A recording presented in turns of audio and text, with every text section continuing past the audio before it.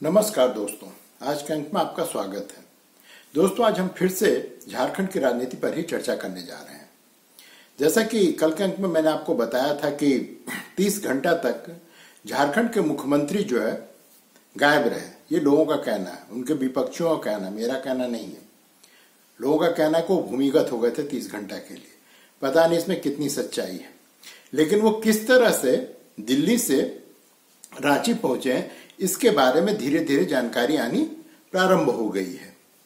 सूत्रों का कहना है कि दिल्ली से वो पूर्वांचल एक्सप्रेस में बैठ करके बनारस तक पहुंचे और इसमें वहां पर जो दिल्ली की सरकार है, केजरीवाल की सरकार है, उसने हेमंत जी की मदद की।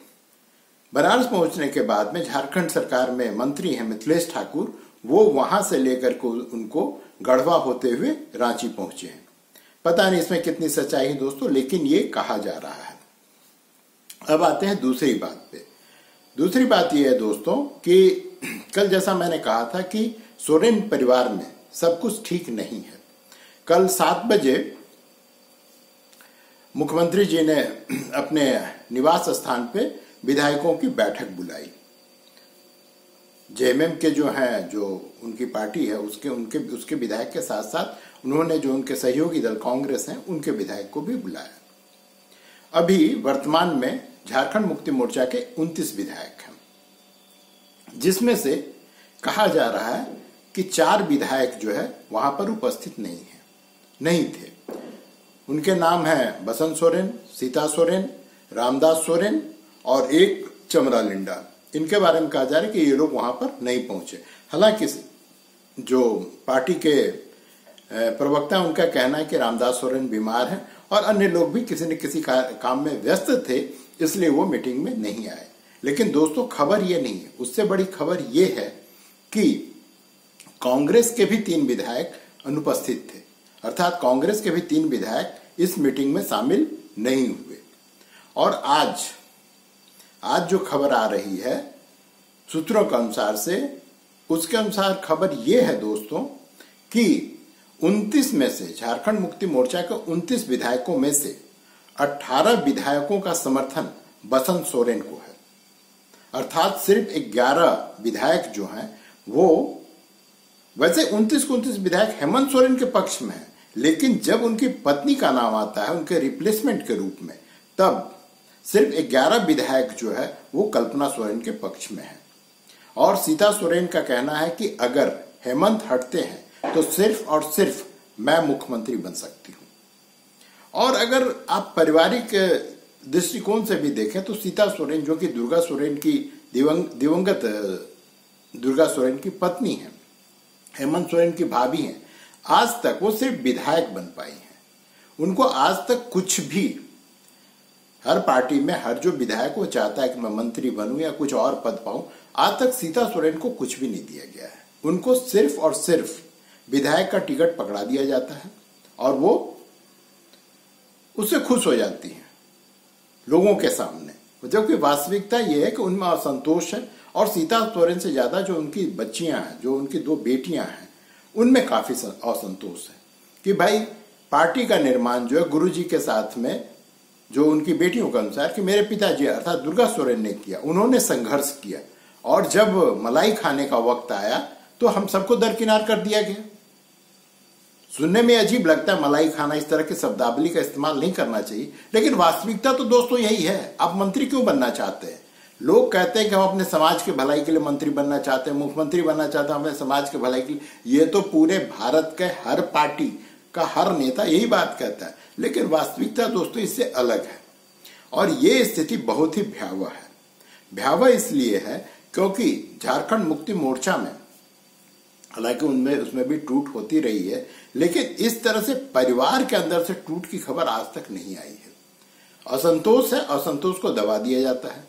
कभी असंतोष जो है वो खुल करके लोगों के बीच में नहीं पहुंच पाता है। तो एक परिवार की ये पार्टी बनी हुई थी, लेकिन कल्पना सोरेन के मुद्दे पे जब हेमंत जी को के रिप्लेसमेंट की बात होती है कि उनको रिप्लेस कौन करेगा एज ए मुख्यमंत्री, तब जब कल्पना सोरेन का नाम आगे किया जाता है तब परिवार में विवाद खड़ा हो जाता है। और हेमंत सोरेन जो है इन्होंने कभी भी, मुझे नहीं लगता कि इन्होंने कहीं पारिवारिक विवाद को मिल बैठ करके सुलझाने का प्रयास किया है। वो मुख्यमंत्री हैं आज के तारीख में, नो डाउट। वो यहाँ के जो झारखंड के कुछ टॉलेस्ट लीडर हैं, जो बड़े नेता हैं, हर पार्टी के आप देखें तो उंगली पे नाम है। कांग्रेस में तो किसी का नाम भी नहीं सुनाई देता है कि कोई राज्य स्तर का कोई नेता है। जो भी नेता है वो या तो जेएमएम में या बीजेपी में बाबूलाल मरांडी जी हैं, उससे पहले रघुवर दास थे, अर्जुन मुंडा हैं, या फिर हेमंत सोरेन का नाम आता है। गुरुजी तो सबसे टॉलेस्ट है, लेकिन आजकल वो अस्वस्थ हैं, उनकी उम्र हुई। अब इसमें सबसे बड़ा रोल जो है शिबू सोरेन जी का है, गुरु जी का है। वो पार्टी के संस्थापक हैं और ये सत्य है कि दुर्गा सोरेन ने उनके साथ कंधे से कंधे मिलाकर के संघर्ष करके इस पार्टी को बनाया। और आज भी कार्यकर्ताओं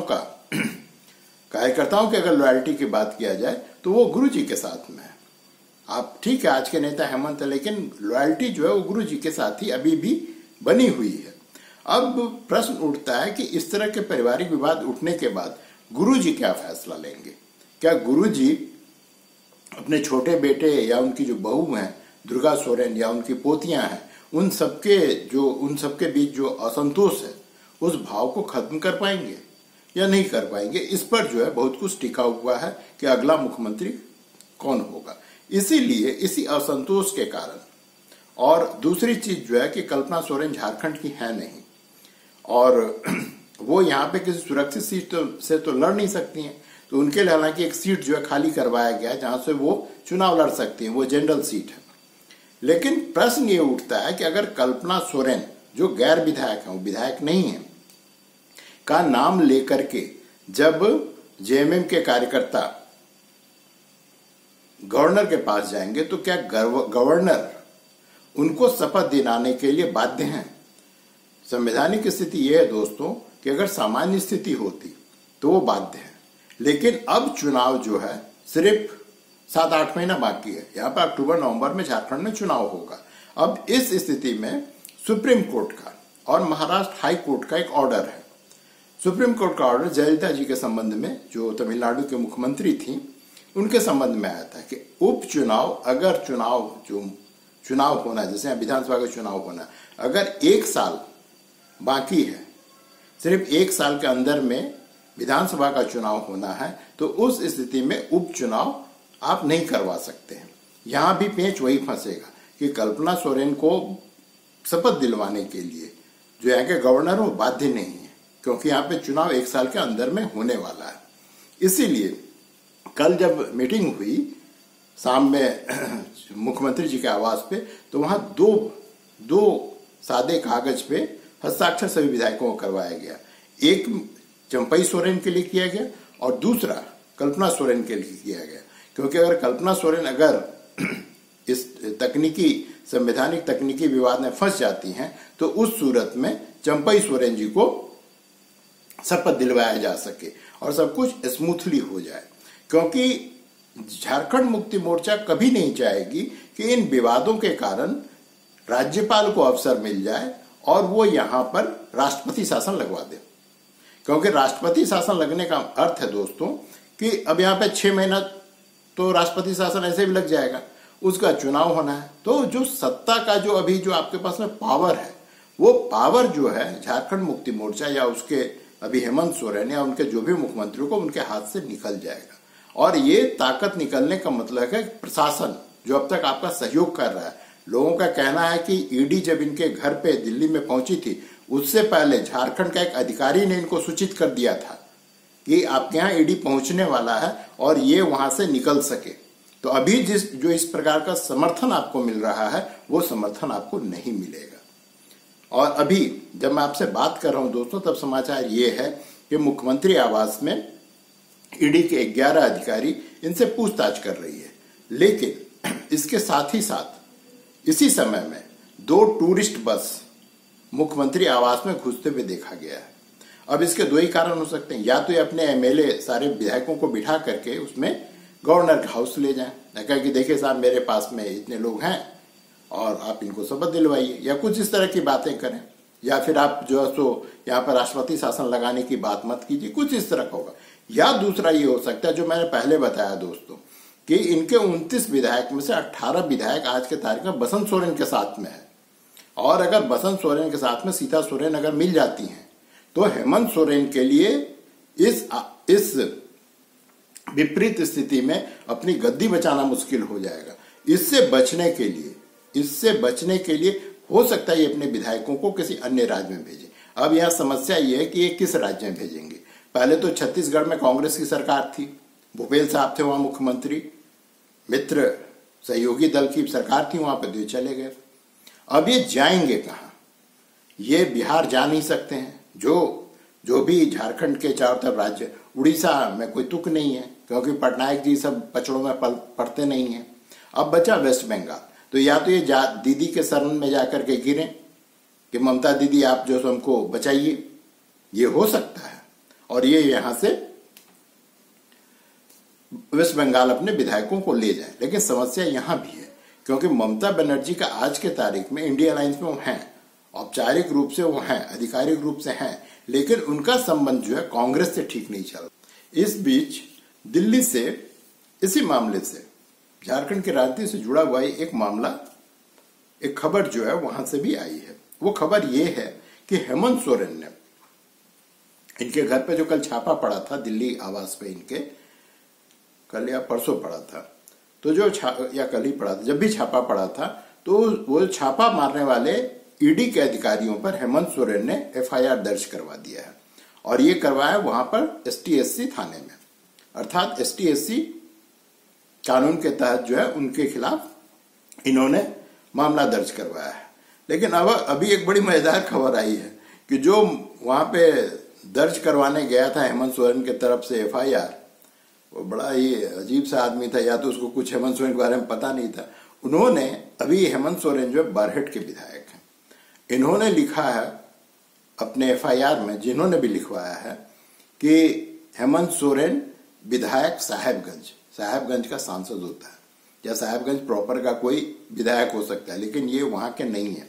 तो तकनीकी रूप से जो इन्होंने वहां पे एफआईआर करवाया है उससे कुछ होने वाला नहीं है।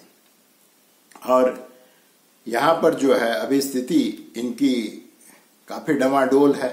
एक तो परिवार से निपटिए, ईडी से निपटिए, उसका सहयोगी दल का भी कल 3 विधायक कांग्रेस का गायब था।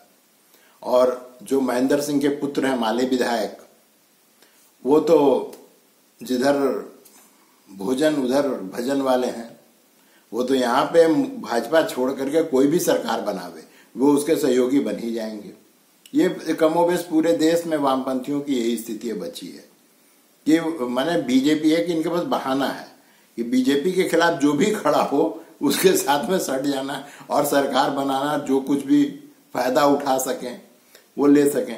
हालांकि महेंद्र सिंह के पुत्र काफी ईमानदार व्यक्ति हैं, उनसे मैं ये उम्मीद नहीं करता हूं कि वो इस तरह के किसी हरकत में इन लोगों के साथ होंगे।